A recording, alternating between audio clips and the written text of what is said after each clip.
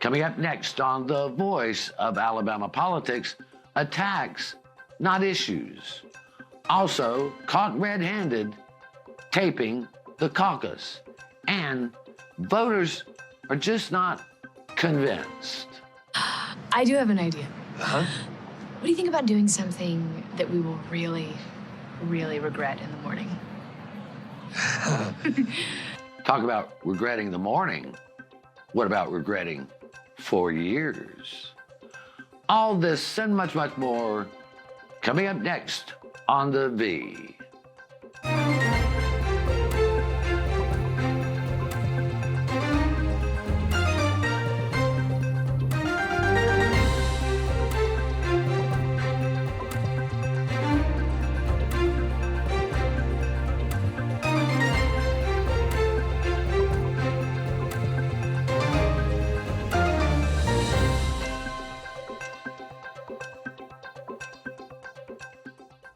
Welcome to The Voice of Alabama Politics, where we tackle the tough issues so you have the hard facts. I'm your host, Bill Britt, and as always, I'm joined by Susan Britt, research guru extraordinaire, and Josh Moon, a friend to justice and nemesis to evildoers everywhere. Nice. I barely get that out. But, yeah. I'm putting that on. That's going to be my tagline forever now. Yeah, it's good. Put on your cape now. Yeah, that's right. I'm gonna put on a cape. I may put on a mask as well. There you go. But mask and capes are good by me. I tell you what, we've had one of these polls before, but a new poll by Michael Lowry, the Alabama poll, shows once again that Republican primary voters are engaged, Susan. Mm-hmm. They are committed to voting. But they have not made up their mind on any one single candidate. Mm-hmm. Across the board, we're seeing some of these candidates not even get out of double digits. And those that are so close, you couldn't call the race with a camera. No, you couldn't. You've got, in the U.S. Senate, you've got Barry Moore with 22.8, Marshall with 20.7, Hudson, who's an unknown, at 19.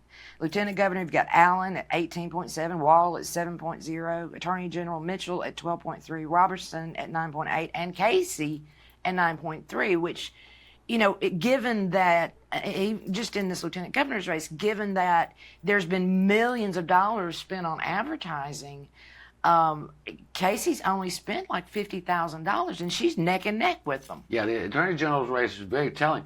But Josh, the amazing thing to me is we're looking at particular races that are between 35% and 70% undecided. When these people have spent millions of dollars and years, some of them years running. Yeah. I mean, we're basically 40 or so days out from the primary at this point, and undecided is still clearly in the lead in every race. It's still out there, and I think a lot of it goes back to So I have an 8-year-old, and from time to time I'll ask the 8-year-old if she has done something that I've asked her to do. Did you pick your shoes up and put them in your room like I asked you to do? And her response to me will be, did you see what I did on this video game?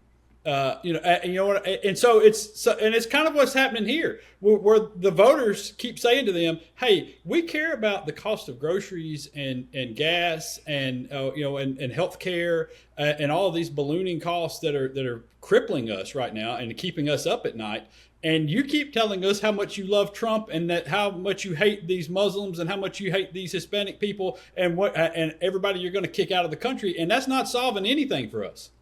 Yeah, I mean, but you look at this right here, and Moore, while he's in the lead, is 30% undecided. That's more than he leads by. Yeah. You look at Allen versus Wall, and Wall just got in this race. And Allen's been running for about a year now. 60% undecided. When you look at the AG's race, 70% undecided. And then the Ag and Industry Commissioner, 75% undecided. I mean, I think some of those people were surprised to learn we have an ag and industry commission. they My truly God. were. I was about to They say, I'm not truly as were. surprised by that as I am by the other you ones. know, But yeah. I remember when John McMillan ran. I mean, he was everywhere. People knew who he was. But I want to go back to this Pam Casey thing. Pamela Casey, a career prosecutor. The other 20 two years. career politicians. And she's within striking distance, even though Mitchell and Robertson have spent around $6 million to get their name out there. Yeah. And Casey has spent maybe a little less than 50 grand, Josh. And people, she's within striking distance of she's in the margin of error. Statistically, she's tied with them in this thing, Yeah. and which is, I mean, that tells you, okay, all right, we know that these people have had no shortage of ads, of media buys, of mailers, of commercials, of things that inundated. We've been inundated by Catherine Robertson and Jay Mitchell or whatever his name is, and yet all of those messages, all of the messages of hate and indifference and all of these things that they talk about have not resonated with anybody. And the person who has resonated is Pamela Casey, because most of her campaign has been about substance of things, about what she's going to do in the job, realistically helping people and addressing their actual issues that an AG can do. And this is it, Susan and Josh. They are not talking about what the voters want to talk about. They're talking at the voters. Because as Josh, you pointed out, 79% say the economy is their top issue. Food costs, utilities, health care, gas. Only 10% cite immigration or, none of as an issue at all. 10%. Meanwhile, Jay Mitchell's it's- trying to send people back to Islam and push people back across the border, which has absolutely nothing to do with kitchen table items. I don't understand where exactly it is, and I wish somebody would ask one of these people who keep talking about sending Muslims back where they came from. That these are American citizens, so I don't. Are we sending them back to the cities that they were Part of born whom are in the I don't Republican really- Party. Yeah, part of whom are in the Republican Party. Yeah, I just don't understand. Many of them are very conservative people as well. It just makes no sense. It's just really stupid, and it's just vilifying people because it's easy to do, and it's a lot harder for somebody to come in and to talk about issues that actually affect people and are actually important to them, and things that an AG and a lieutenant governor might be able to solve. I think what we're seeing here in these undecideds is people are tired of that rhetoric. They want to hear substance. Yeah, because these are all kitchen table issues that everyone, and Josh, you've been saying it for months and months, we all have. These are the problems that people want government to help solve. Now, how much can government help solve them? I don't know. But that's what they want. They're in a climate right now, too, where just the straight-up Republican talking points aren't working. They're not working because people have, at a national level, have become tired of what's happening, let's say, with the Trump administration and some of the things that have happened in the rhetoric. They're not buying it right now. They're hurting, and nobody is addressing that hurt. Right. And right now, from this poll, which is a good poll, we see that people are engaged. Republicans are engaged. They just don't like what they see. There's But another anyway, option out there. There's another option out there. Well, we'll get to that in a minute. You're watching the voice of Alabama politics. We'll be right back.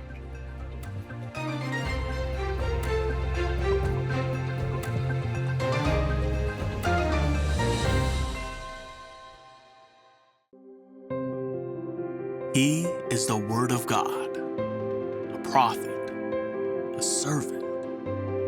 He is the bread of life, the shepherd and the lamb. He is the messenger. He is the humble king. He is the Son of God. He was rejected and abandoned. He was betrayed and condemned. He was mocked and beaten, bruised and pierced. He was crucified and buried. But the nails could not hold him. The cross could not finish him. The stone could not keep him. Death could not defeat him. is our ransom and our redeemer. He is our deliverer and our refuge. He is mighty. He is glorious. He is holy and exalted. He is our Savior. And He is risen.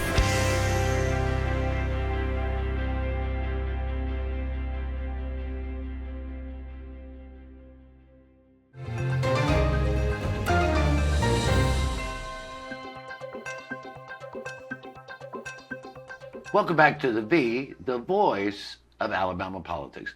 Something that we were talking about, I'd like to add some context to.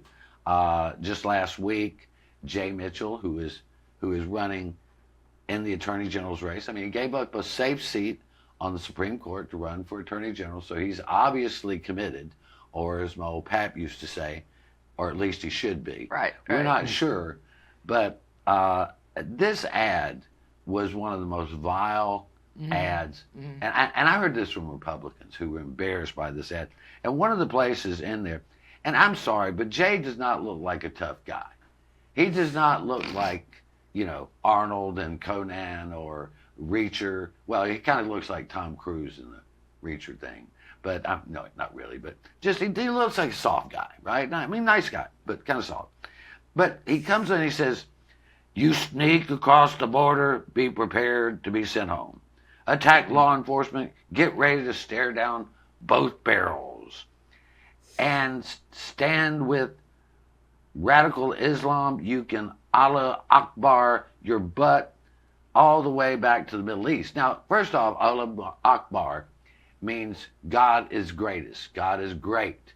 That would be like saying to a Christian, you can hallelujah your butt all the way back to Jerusalem. I mean, it's just so damn offensive. This is not a terrorist term. This is a term to say God is great. God is good. Well, that shows his ignorance, for one thing. Yeah, but anyway, I mean, but this is not resonating, and yet we see it on the top of the ticket. We still see President Trump using this type of language. So it must be resonating with the pollsters, or I think it may be resonating, Josh, with the campaign consultants that they're paying hundreds of thousands of dollars to, because they have no real messaging.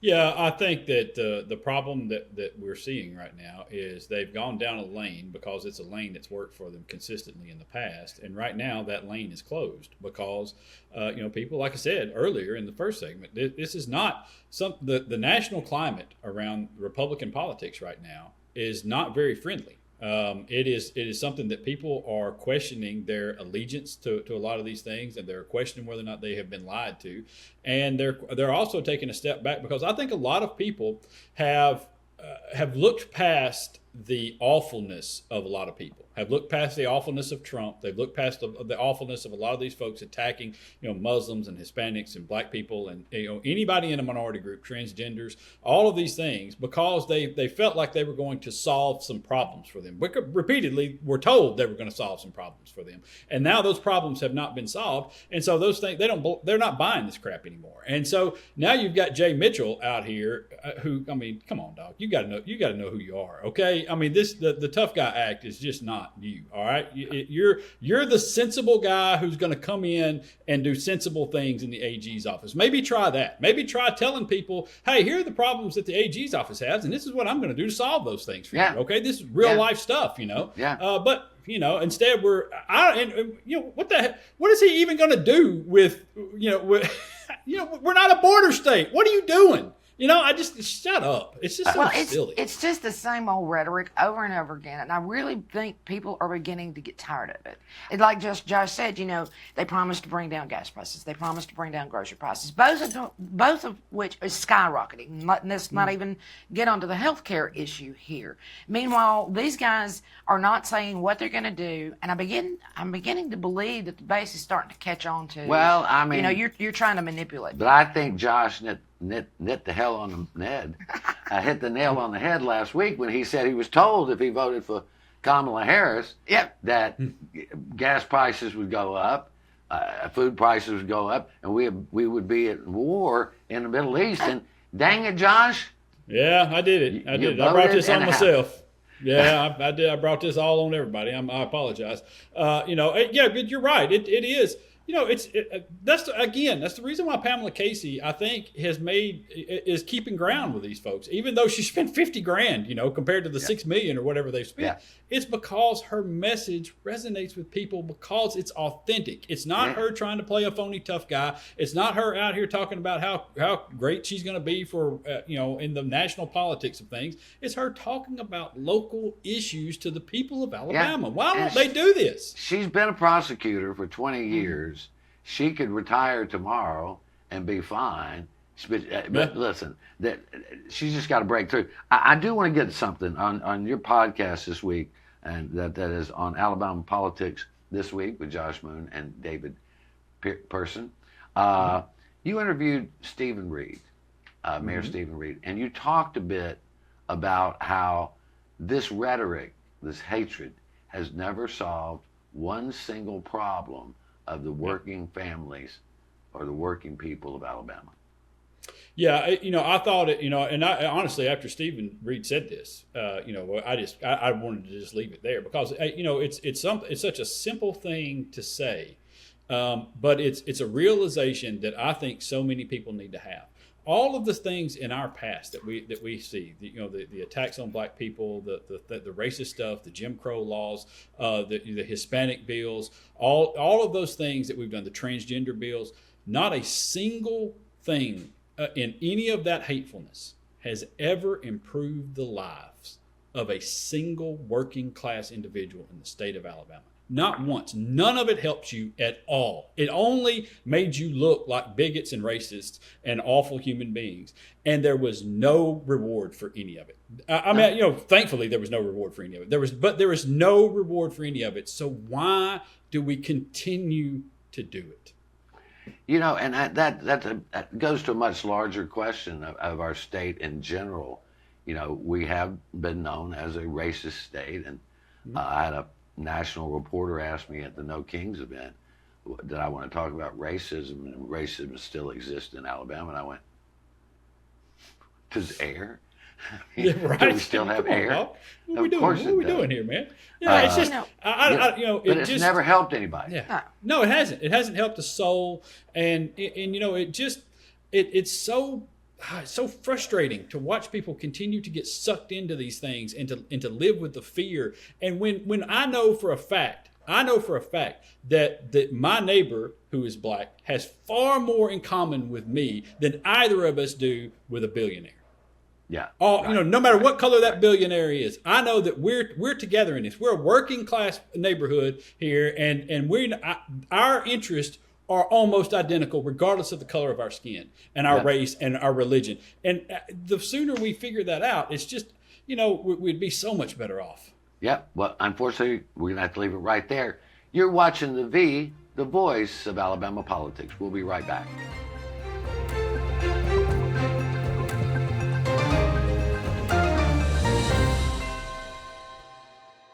Your property is your home, your investment, and your legacy. Across the country, scammers are filing fraudulent deeds, often without the owner knowing until it's too late. REACT is a free alert system. If a document is filed using your name or tied to your property, you'll be notified within 24 hours. Property fraud is a crime, and the faster we know it, the faster we can act. Sign up today. Protect your property, protect your legacy. Alabama has a hands-free driving law, and that means you can't hold your mobile phone while making a call. Oh, and no writing messages, recording, or watching videos either. Plus, you can only use a single button or swipe of a finger to answer a call. So what's a driver to do?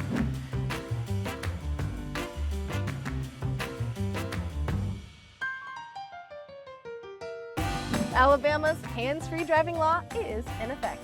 Follow it.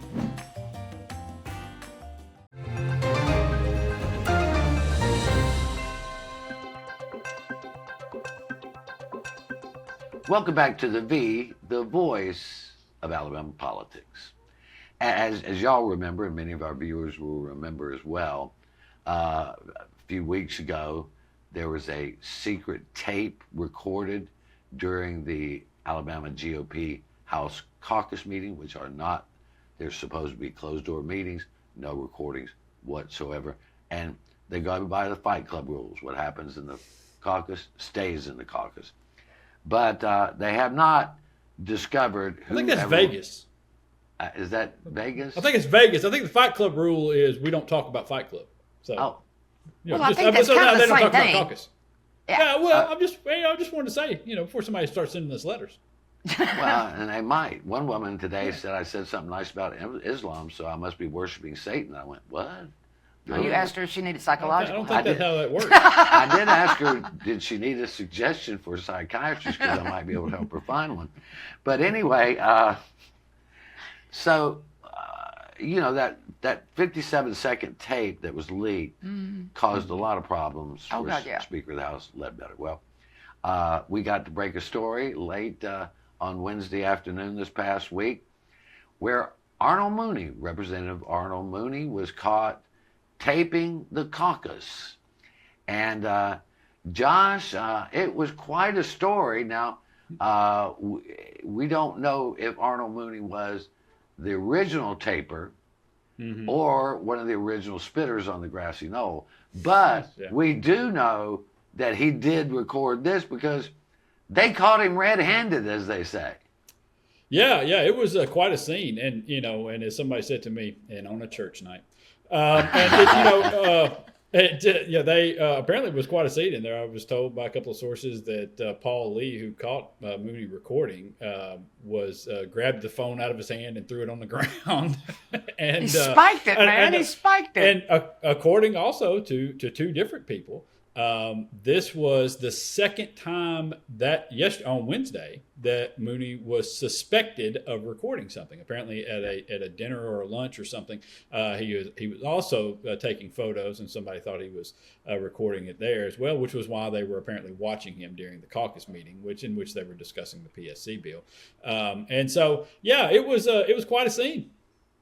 Well, I tell you, and I kind of would have loved to have been there, fly on the wall kind of thing, because I'm telling you, and maybe not, they've become more civilized today, but back in the day, if you'd have recorded a bunch of good old boys like that, somebody would have taken you out behind the woodshed and done something with that recording that you wouldn't want done. And they're, as of this recording, they're not out of town yet. Yeah. But I got to tell you, I mean, Listen, hey, I tell you what I'd like to have. I'd like to have the recording. So maybe somebody could slip out the recording of this. But no, listen, and I've heard a lot of people say, well, first of all, we should mention that Mooney has been removed from the caucus. Apparently, they bounced his butt immediately. And he's out, and they're going to work against him in upcoming elections and everything else. And so that's going down. But I've heard a lot of people say, well, why this